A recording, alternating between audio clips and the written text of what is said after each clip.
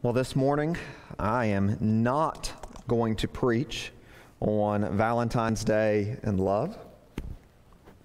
So if you were counting on that, I don't know if that's a disappointment to you or if you're encouraged that I'm not going to preach on Valentine's Day and love. I have done so pretty regularly and often do so, preach with an eye on the calendar, but this morning I'm not going to.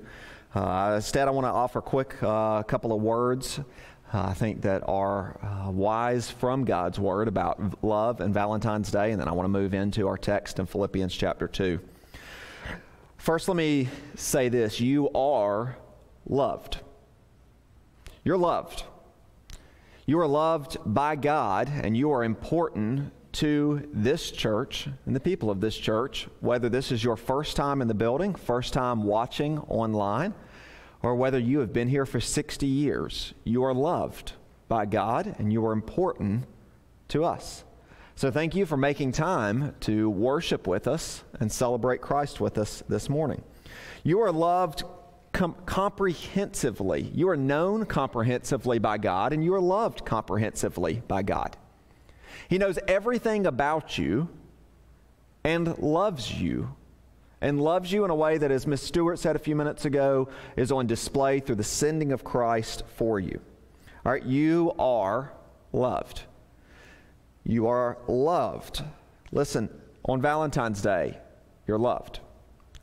Also, on Valentine's Day, love, particularly romantic love, is a good thing unless you make it a God thing.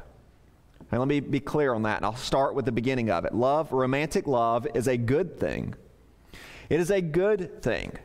This morning, I'm thrilled that my wife and I are celebrating our 16th year of marriage somewhere. Our anniversary is in July, so I guess we're at 15 and a half right now. But I am thrilled as a husband to have a good wife from the Lord who is a great gift to me. And I get to enjoy her, and I get to enjoy being her husband. Romantic love is a good thing.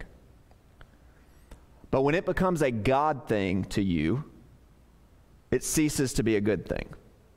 Okay? What do I mean by a God thing? When it takes the rightful first place that belongs to God, it becomes a bad thing for you. Listen, today, I'm a joyful husband, but I'm a broken-hearted pastor. This is a weird day for me because at a personal level, I celebrate so much, but also at a pastoral level, I recognize as I look onto the room and as I think about you in your living room, I recognize that a lot of you are grieving today. A lot of you are grieving a spouse that you had that passed away. You're grieving a spouse that you thought that you were going to marry and that was going to be this great spouse and an epic love story, and it didn't turn out the way that you thought it would. It turned out in harm to you and disappointment. And you're sitting on a couch by yourself right now. And you need to begin with the fact that you are absolutely loved. And your love that you find in God is sufficient for you. You're not alone. So don't be lonely. God promises His presence and He displays His love. I'm grieving as a pastor for those reasons. I'm grieving because some today or this weekend are going to pursue what they call romantic love in ways that are outside of what God has defined as good for us and glorifying to Him. They're going to pursue love and call it love, and they're going to settle for things that are simply lust. I'm a happy husband and a grieving pastor, and there's other parts of me at a pastoral level that do take great delight. For example, in Mr. Stewart and Mrs. Stewart's card there of Pastor Ron and Miss Linda's love for each other that's endured for 50 plus years. There's parts of me that are happy, parts of me that are sad, but ultimately, let me remind you that love is a good thing. Romantic love is a good thing, but not when it becomes a God thing. Even in the best of marriages, listen, I'll say this publicly and I won't get in trouble for it. My wife disappoints me. Okay? And I disappoint her all the time. Why? Because we are not made to satisfy each other's every possible desire and every possible need. Jesus is the one that satisfies us completely. She will let me down, and I routinely let her down. If you are making love a God thing, putting a spouse as the single most important thing, or romantic love as the single most important thing in all of your life, you are setting yourself up for disappointment. That person will disappoint you. So if you're married or going to be married sometime in the near future, treasure that person, but don't put them first. Put them before all other people, but put God first. Romantic love is a good thing unless it becomes a God thing, and then it becomes a bad thing. All right, Philippians chapter 2. Faithful servants. If you got your Bible, turn to page 1165 in the Pew Bible. Sorry. If you're watching from home, I'm using the ESV translation. If you don't have a Bible and you're in the room with us, you are welcome to keep that Pew Bible and consider it our gift to you. Read it. Read along with us. As you turn to Philippians chapter 2, verse 19, I want to remind you where we've been. 2 weeks ago, I walked through the passage that many of us are memorizing and making an effort to memorize on Philippians 2, 1 through 11, that laid out some instructions on how we should think of others. Last week, I walked through verses 12 through 18, talking about how we glorify God, shining lights for others by not complaining. In one sense, we had some instructions, then we had some imperatives, and this week we have some living illustrations of what it means to have the mind of Christ that considers the needs of others more important than yourself. So these two examples of Timothy and Epaphroditus today are illustrations for us of what it means to have that mind of Christ that considers the needs of others, and we can learn from them. And we can honor faithful servants in our life while striving to be faithful servants as well. I want to read from Philippians chapter 2, verses 19 through 24 first, as I read about Timothy. Paul writes, I hope in the Lord Jesus to send Timothy to you soon, so that I too may be cheered by news of you. For I have no one like him who will be genuinely concerned for your welfare, for they all seek their own interests, not those of Jesus Christ. But you know Timothy's proven worth. How as a son with a father, he served with me in the gospel. I hope therefore to send him just as soon as I see how it will go with myself. And I trust in the Lord that shortly I myself will come also. You know, as we walk into these first 6 verses, Paul writes about Timothy to the Philippian church that knew Timothy. Remember, Paul is writing 2,000 years ago to another church, but there's some things we can learn about the unchanging nature of God and the nature of humanity that we can then apply in our own lives.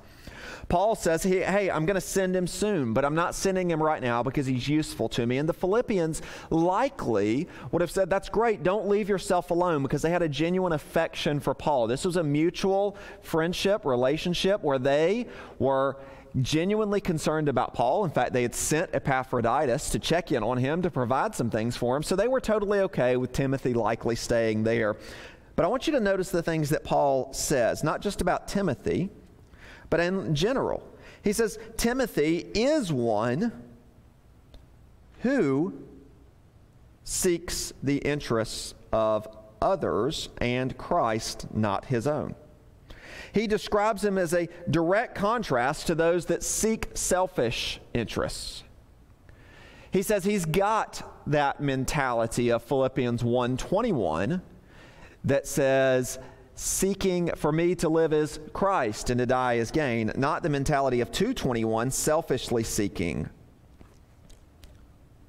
their own interest.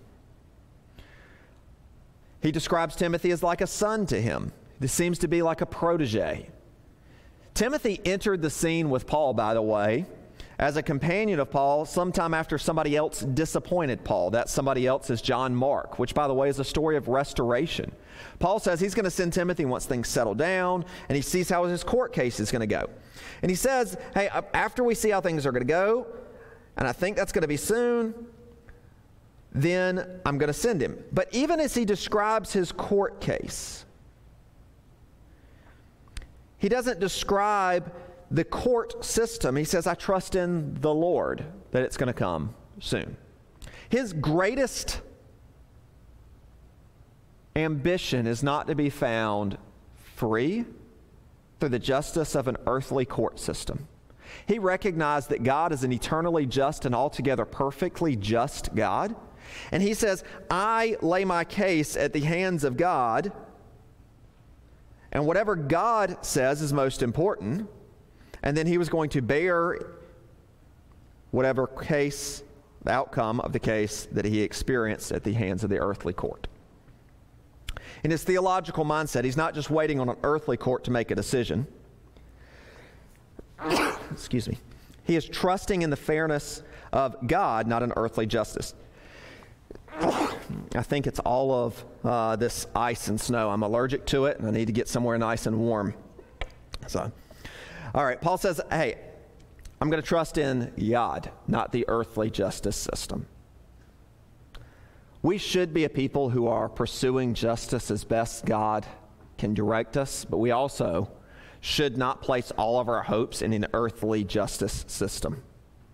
Because even when I try to be a perfectly just and fair parent, there are times that I get that decision wrong because of things I don't know and I don't understand that happened. Don't place all of your hope in earthly justice, even if you are a Christian, between the earthly justice of other Christians. Doesn't mean that we ignore justice, but it means that that is, on earth is not our great and supreme goal, that instead we recognize Christ's perfect justice in eternity. Okay? Now, from Timothy, a couple of things about faithful servants today. If you're taking notes, here we go. If you're taking notes, first point from this text and from the life of Timothy, faithful servants are rare. And not like a rare steak, all right? Rare as in not common. Faithful servants are uncommon. He says, I don't have a lot of others like him. And listen, though they are rare, I am thankful that we have some in our church. In fact, I'm thankful for many in our church that have proven themselves faithful over time. I don't say faithful servants are rare to belabor you, but to encourage you. I want to say be one of those rare ones. And I wish that I could lay out, here's the 3 simple steps, how you will always be a faithful servant. But it really doesn't work that way, because there's not 3 simple steps to it. There's really only one step, and it's incredibly simple, and yet we don't practice it all that often. Because he goes on to talk about the way in which the Holy Spirit is at work in us. He talked about that previously, about how God is at work in us to will and to work for his good pleasure. So if you want to be a faithful servant, serve a faithful God and surrender to his power at work in you. It's that simple, and yet the reality is at times I'm not surrendered to God's work in me. I'm not reflecting on the faithful service of Christ and imitating his faithfulness. But ultimately, how do you become a faithful servant? By trusting in and surrendering to God's power at work in you. But we're not always there. In fact, all too often, we're not faithful as we should be. So I want to ask you to be one of those ones that strives for faithfulness, while at the other times not being shocked when somebody disappoints. Listen, I hope and pray that none of us have a Christian leader that we look up to greatly that disappoints us at times, or that makes news headlines for not walking in the things of the Lord. And all too often, the reality is those things happen. Those things happen almost weekly. All too often, people have taken their eyes off of Christ, quit serving him faithfully, and bring shame and disgrace on his name. In those times, don't be shocked. Don't abandon the faith that you have in the Lord because somebody else abandoned theirs. Paul says that those that genuinely pursue day after day, time after time, the things of Christ are not all that common. They're rare. Let's strive to be those ones that God has called us to be, who surrender to his power at work in us, that we might be faithful over time. Secondly, faithful servants can be developed over time.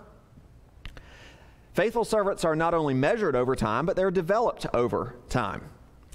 Paul had spent lots of time with Timothy. Timothy seemed to be his traveling companion. He regarded him as a son.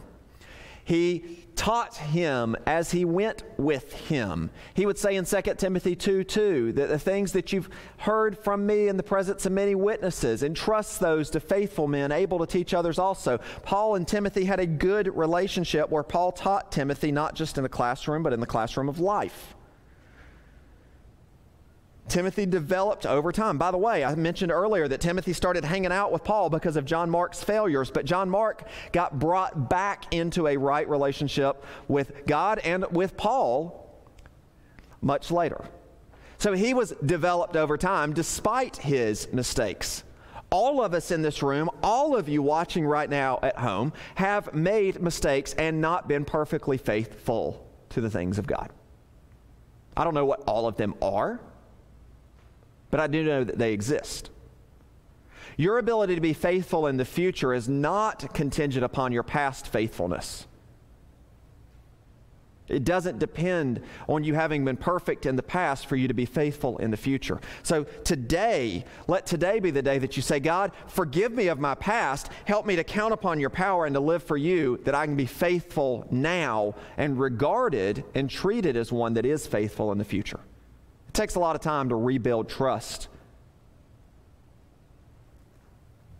But over time, you can become known for faithfulness despite a past that is less than perfect. By the way, as Paul treated Timothy like a son, he trained him. Parents, over the last 11 months now, you've spent a lot of extra time with your children. And the church has not come alongside you and had as many opportunities for your kids to be involved in Bible studies and other classes and things like that. They might even be watching right next to you on the couch as a 2-year-old running around the room.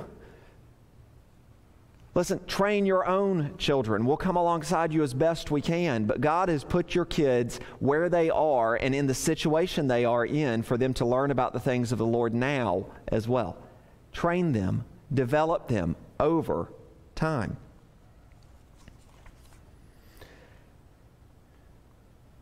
By the way, if you have not been faithful to a church,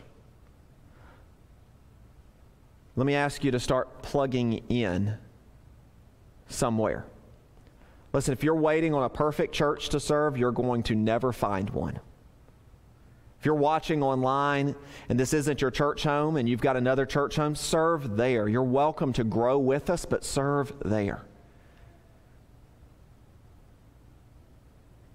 Be faithful, regardless of whether or not you like what I have to say this morning, if this is your church home, whether you wish I'd preached on Valentine's Day or you're frustrated that I gave as long of an introduction on Valentine's Day as I did. Don't let your faithfulness be determined by somebody else and how much you like what they do or don't like what they do. Right? Be a faithful servant, not a fickle consumer, particularly when it comes to things about the church. Be a faithful servant, not a fickle consumer who just says, well, I don't like that, so I'm going to take my attendance elsewhere. Listen, be a faithful part of God's body in a local church. And if that's here, man, absolutely plug in, get involved. If that's somewhere else, man, there's a lot of other good churches. Don't leave where you are looking for somewhere that's going to be perfect, because you're not going to find somewhere that's perfect. Be faithful.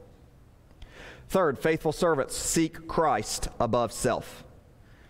Notice he says that he's the one. I have nobody else like him. He's concerned for your welfare and the things of Christ, not selfish interest.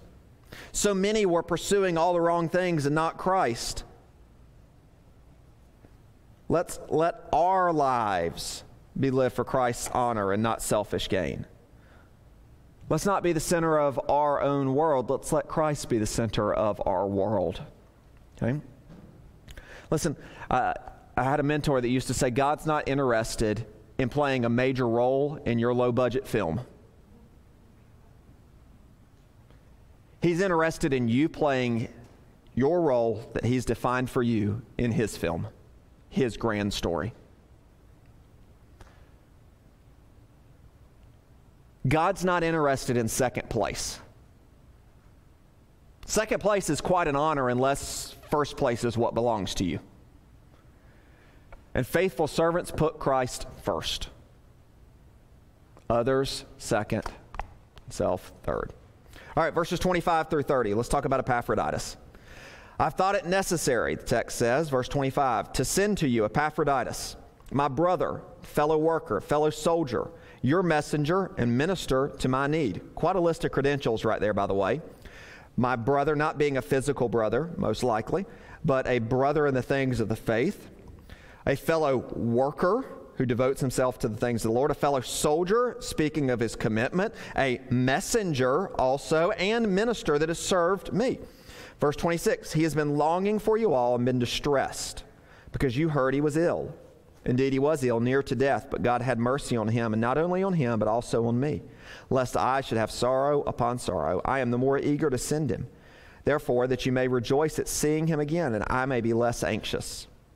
So receive him, the Lord, with all joy, and honor such men, for he nearly died for the work of Christ, risking his life to complete what was lacking in your service to me. Paul says he completed what was lacking in your service to me, which, by the way, was probably physical presence. Remember, they're like several hundred miles apart between Philippi and Rome where Paul's writing this. He says, listen, you sent him to complete a mission. He's done it well. I'm sending him back to you because you heard he was sick. He's done with his mission, and he wants you to know that he's well and all is well. Okay? A couple of things to note from Epaphroditus and about faithful servants. Faithful servants can still experience sickness and struggles. Faithful servants still experience struggles. I say something like this probably once every 3 weeks. And I emphasize it just about every time because there are so many that proclaim and begin to believe that only sickness and struggles come onto their life because of their disobedience and because they don't have enough faith. But when we walk through the pages of the Bible, there's a lot of faithful people that suffer. In fact, Paul routinely says that those who desire to live godly lives will suffer and struggle and be persecuted. So suffering and struggling are not a result always of sin or a lack of faith. In fact, faithful servants still struggle. And I also say that because some of the hardest times to remain faithful are when we are struggling, when we don't feel well. One of the hardest seasons in the life of our church to pursue our mission and be faithful as servants to our communities during COVID, and the way that it has impacted things, and the way we have to think creatively on how to serve others. Faithful servants serve God through the struggles and exalt Christ and pursue his mission even in the midst of struggles and health struggles. Don't waste your sickness by stopping your service. Now, your service may look different, just as ours does during this time to our community. Next, fifthly, faithful servants are faithful regardless of the size of the task. Regardless of the size of the task. Now, in one sense, it seems like a pretty big deal that Epaphroditus got to be the one that was fulfilling what they were lacking, which was presence. But I want you to think for a minute, how did Epaphroditus 2,000 years ago get from Philippi to Rome? He did not take an airplane. There were no direct flights. He did not get in his car and drive at 60 miles an hour, or I guess in their time, 100 kilometers per hour. He didn't do that. Even if he got on a boat, this was not a boat that was going to get there very quickly. He was going somewhere far away, and it took him a long time to get there. Epaphroditus was faithful, and he had an important job in one sense, but getting there was a day in, day out, step by step, mile after mile, mountain after mountain journey that he needed to be faithful in. It wasn't like he got to show up and get all the awesome points for doing something incredible one time. This was a day in, day out, step by step obedience. This was a step by step obedience along a long journey. And there was a whole lot of the walkways that he took and a whole lot of steps that he took to get to Paul, that there was nobody there cheering him on and saying, you can do this. I'm so proud of you. You've made it a quarter of the way. He was faithful regardless of whether others were honoring him in the moment and regardless of the size of the task, in a day in, day out type of obedience. He was a servant. He wasn't looking for accolades. He was serving. When I first started ministry, I was serving in a church in a seminary town. Because of that, we got a lot of young adults that were coming, or people in their second career that were coming to the community with a great desire to serve God and to teach, for the most part. So one of my mentors sat me down pretty early and he said, listen, when you get somebody new to the church and they're a seminary student, here's what you do. You don't let them teach. Doesn't matter how great you think they would be at teaching. You let them take out the trash. You let them set up chairs, break down chairs. You let them do a variety of tasks to see if they'll be faithful. And if they'll be faithful in the small things, then you entrust them with more responsibility. Then you do as Christ said, that the one that is faithful in the small things can be counted on for greater responsibility. Faithfulness is not measured by the size of the task, it's measured by the obedience to it. Faithful servants are faithful regardless of the size of the task. All too often, as one pastor says, we're waiting on God to ask us, and we'll say, God, when you ask me for that $10,000 check of obedience or that $10,000 action that seems really, really big, God, when you ask me to do this big thing, I'm going to do it. But the majority of the Christian life is not lived out in $10,000 checks. It is lived out in $1 obedience. Moment by moment, day in, day out, step by step along a long journey of obedience. Epaphras was a guy who seemed to do that pretty well, who seemed to be behind the scenes, laboring for God's glory, not in an on-stage role. He doesn't have a book of the Bible named after him. He's just faithful. And there are so many in our church that can match up to some of this description, but I want to ask you to excel still more if that's you. And if you know it's not you, then say, God, help me to be faithful. And let's hold people up in high regard and honor them that are faithful. Let's thank them for their faithfulness. This week, you've got a creative challenge, and I want to ask you to honor somebody else that is faithful and honor them for their faithfulness. To send them a note, send them a word, an email, make them a card, do something to honor them for their faithfulness and encourage them in it. But I want to ask us all to do something that's not written on paper, and those of you watching online, I want to ask you to do the same thing. If you happen to know or have any level of familiarity with our language fellowship pastors, Pastor Tigini, Pastor Salazar, that lead our Ethiopian fellowship and our Hispanic fellowship, I want to ask you over this next week, write them an email. Their email addresses are on our church website under the staff page. If you can't find it there, send it to me. I'll pass it along. Make them a card. And thank them for their service. They are faithful, to the best of my knowledge, servants of the Lord. And it would be a rich and meaningful blessing for them to know that you appreciate them, that you appreciate the work that they're doing for the Lord, that you're praying for them, and that people in the English fellowship of our church care about them. You want to make a difference in somebody's life this week? Send them a note. Make them a note, bring it by the church office, mail it. I'll get it to them. They don't know this is coming. We normally do Pastor Appreciation Month in October. They have no clue that this could be coming. But I do know that you'd put a smile on their face, some wind under their sails, and help them further honor the Lord by being faithful as you recognize their faithfulness. Listen, ultimately, what are you supposed to do with this today? This is a weird text in one sense. It's a weird situation because Paul's writing to Timothy, or Paul and Timothy, are together, writing to Philippi about Epaphroditus. And I want to encourage you to be faithful as a servant, depending on God's power. I want you to see where you're not being faithful and to surrender to God's work. I want you to honor those that are faithful servants. I want you to thank them and praise God for them, praying for them, and letting them know that you appreciate them.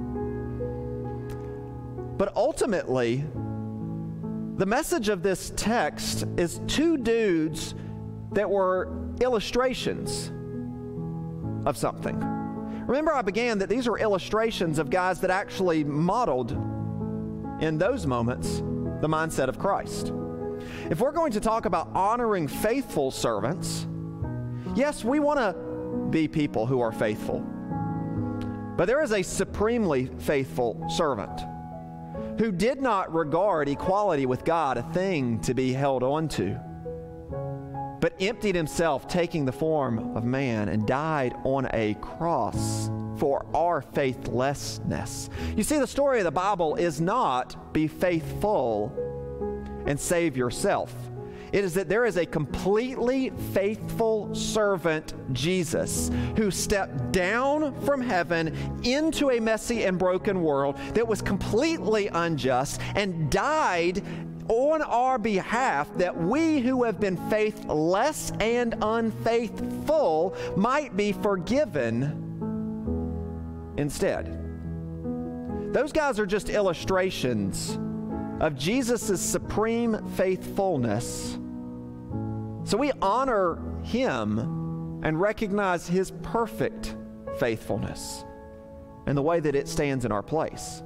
If you want to talk or pray about something, whether that's your ways in which you need to serve, whether it's your ways in which you need to put Christ first, or whether it is beginning a relationship with Jesus, or even just asking questions about starting one with him, grab me during this time, comment online, call into the church, send an email. We can be in touch as we honor the faithful servant Christ. This is a worship service. So let's stand, sing, and honor his completely faithful service in our place.